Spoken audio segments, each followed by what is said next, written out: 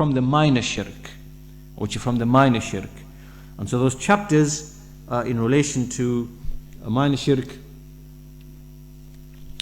And those chapters are in relation to minor shirk. And from those chapters is a chapter in relation to adwa, la adwa, that there is no such thing as infectious disease. Now, how do we reconcile this with the fact that disease appears to spread from an animal to an animal, or a human to a human?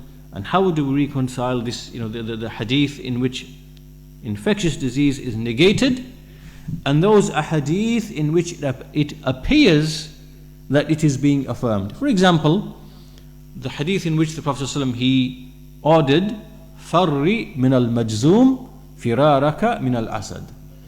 Flee from the leper as if you would flee from a lion. Or the hadith where he prohibited that the diseased camel should be allowed to mix with the healthy camel. Or the hadith in which he said, "Man sami'a bihi fi ardin fala yuqaddam alayh," that whoever hears of a plague which is broken out in a land, let him not proceed, let him not travel to that land. So the answer to this, the scholars have discussed this, and we find that even Ibn Hajar, rahimahullah ta'ala, he authored a book because he lived in Egypt in a time when 2 plagues occurred in Egypt. And so he wrote a book on this topic, and he discussed the issue in that topic as well. And so basically, to summarize everything, we do not believe, as is believed in the non-Muslim, but by the non-Muslims and the way they speak about infectious disease, that the disease is infectious in and of itself.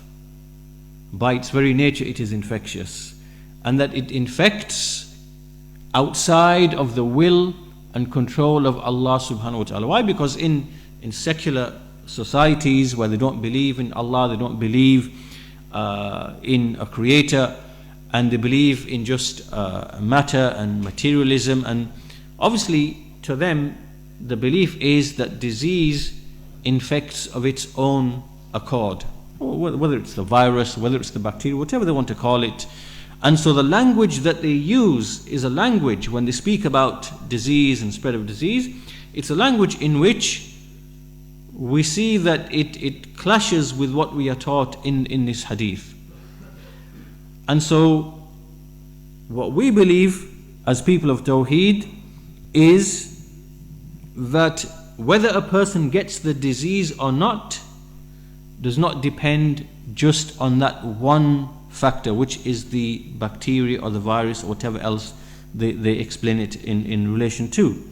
This is because, as Ibn Hajar explains, that when you see people who have the plague, you see in the same household there are people who are attending to the ones who have the plague, lying with them, sleeping next to them, feeding them, giving them to drink, and yet we see that they do not get the disease. They do not get the disease. And if it had been the case that the bug or the virus or the bacteria, whatever else it was, is the cause of the disease, then surely everybody who comes in contact with a diseased person should also get the disease. And this is not the case. We know this through experience. We know through experience that this is not the case. This means that the mixing in and of itself is not the cause of the disease. And likewise, the transfer of the bacteria or the virus is not the independent cause of the disease. Rather, there are a mixture of factors. There are a mixture of asbab, mixture of conditions, all of which are under the control of Allah subhanahu wa ta'ala.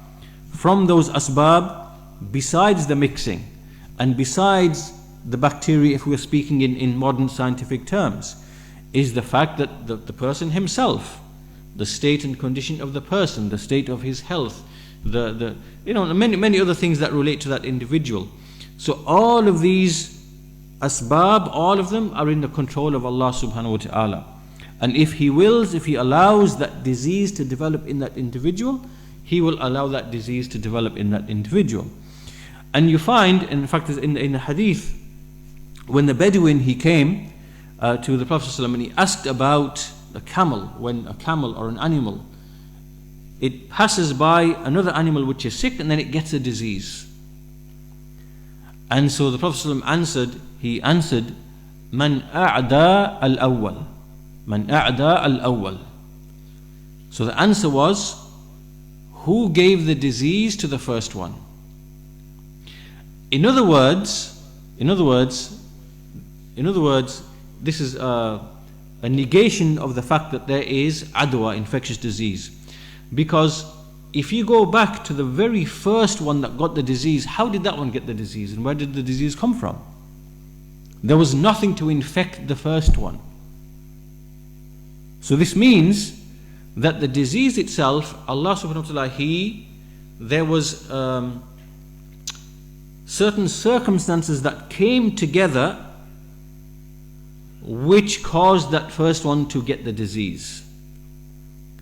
And in a similar way, every other individual who gets the disease, he got the disease because of asbab that Allah created around that individual. And it can be the case that you never ever mix with a diseased person and you will still get the disease. Like, for example, you see in outbreaks of diseases, whether it's a plague or other than a plague, and you find that some people mix and they get the disease because the asbab that Allah brought together in relation to those people. And another person might be somewhere else, never come into contact with anybody who's got that disease, and he will get the exact same disease. Why? Because Allah subhanahu wa ta'ala, He created the circumstances that cause that individual to get the disease. And He can do that again and again and again and again for many different people, and they've never ever mixed with each other. They've never interacted with each other. Right? So, what this shows is that mixing in and of itself is merely a sabab, is a means through which a person can get the disease. And likewise, the virus or the bacteria, whatever else is said to be the cause of the disease, it is not the independent cause of the disease in itself. Rather, there are other factors as well that have to be present, which are under the control of Allah subhanahu wa ta'ala, before that person gets the disease. And thirdly, Allah can recreate the circumstances that gave the disease to the very first person. Right? So it's not the case that the disease is infectious and it's moving around like this and, by its own nature, outside of the will of Allah, outside of the control of Allah. All of this is incorrect. So when we say la adwa, there is no such thing as an infectious disease, we mean an infectious disease which infects by its own nature, by its own accord, outside of the control and the will and the permission of Allah subhanahu wa ta'ala. So this is a matter which is connected to the issue of Tawheed, and you'll find this elaborated upon in the explanations of Kitab al-Tawheed.